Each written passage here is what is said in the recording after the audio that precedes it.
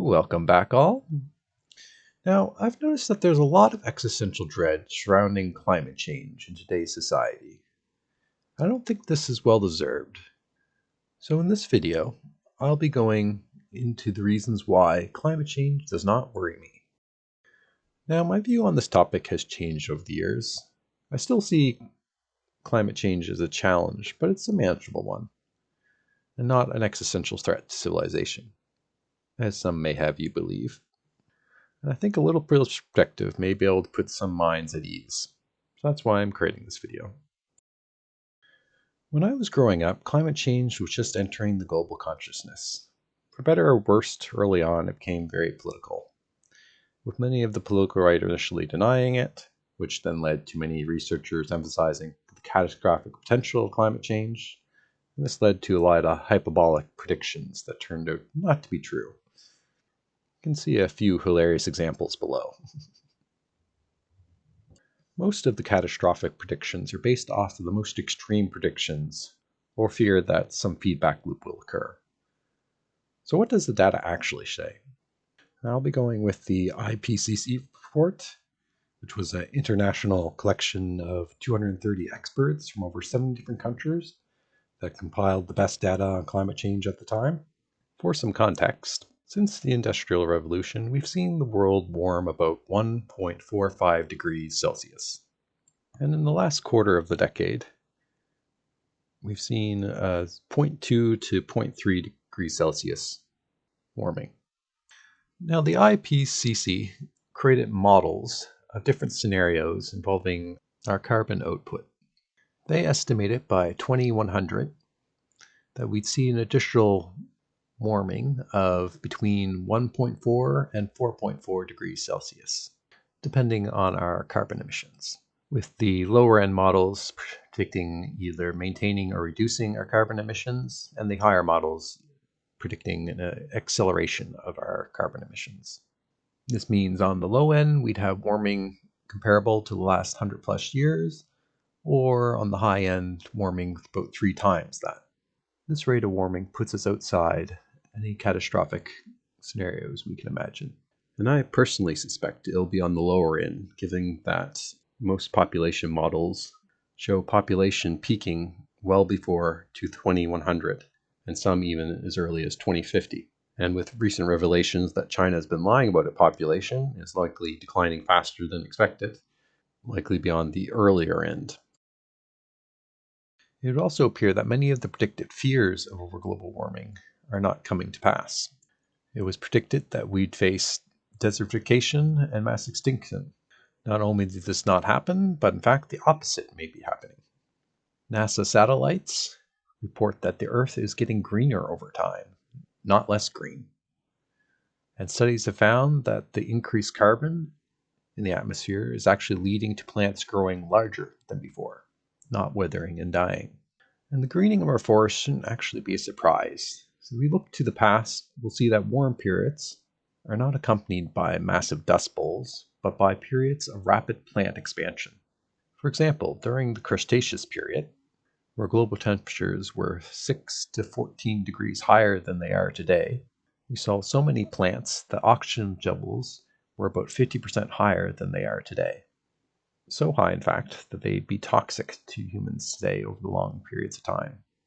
This period also saw Antarctica as a jungle. The warmth and abundance of plants and higher oxygens allowed for giant creatures, which we know as dinosaurs. And the abundance of sea and plant life during this time is where a lot of our oil and coal comes from, which we extract from the ground today. Now, someone may point out, well, hold on, what about all the wildfires we're seeing? Which is a fair point to bring up. However, if you look into the rise in wildfires, you find that one of the major contributing factors to this is that we are replacing old growth forests with monoculture fast-growing trees. These fast-growing trees also happen to be very flammable. This is because their reproductive strategy involves their seeds surviving after wildfires and growing back fast. Their sap burns like lighter fluid because they want to be on fire, and we facilitated their spread because fast-growing trees are more profitable for foresting. The predictions and claims that we're in the middle of a mass extinction are very mistaken. A number of books and articles and videos have claimed that we are in a sixth mass extinction. But as I covered in a previous video in detail, we are nowhere near a mass extinction event currently. Just a quick summary of the video. A mass extinction is defined as 75% or more species lost in a short period of time. The background extinction rate is between 100 and 1,000 extinctions per 100 years.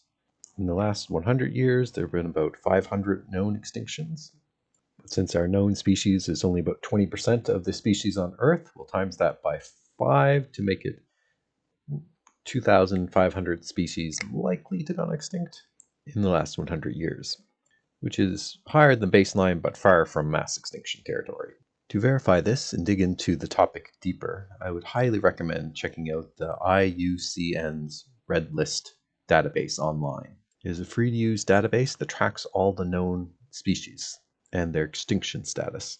Or for fun, I challenge you to come up with 10 extinct species that have gone extinct in the last 100 years, are not from a fragile island ecosystem, and are not a subspecies. It's doable but hard without looking it up. And to help you, all these species below went extinct over 100 years ago. All these species here have had a comeback. And here's 4 freebies to get started. Also, the benefits of climate change are often overlooked. As Thomas Sowell put it, there are no solutions, there are only trade-offs. We often forget that there are benefits to climate change. Some benefits are longer growing seasons in some areas, the opening up of the Arctic sea lanes, which will allow for significant reduction in shipping distances and lead to major benefits to trade, increased access to Arctic minerals and resources, the expansion of forests in near Arctic regions, more rainfall in some other regions, all that water heating up has to go somewhere, and reducing heating costs for more northern countries. So climate change is a problem, but I believe it's a manageable one. So when someone comes to you and says the world is coming to an end and they need to do whatever it takes to stop it, relax, take a breather, and assess their claims. Where it makes sense, we should adopt energy efficient practices such as nuclear and wind and solar in the right areas. But we should also be very smart at how we approach this. When I see a politician pushing for net zero or other costly policies, it irks me. They often have very short-term strategic thinking, such as the UK allowing the shutdown of its steel plant, which is needed to make military-grade steel. Could be a problem, especially if there's a conflict in Eastern Europe, or here in Canada, exporting oil to the United States because we're dragging our feet on building a pipeline.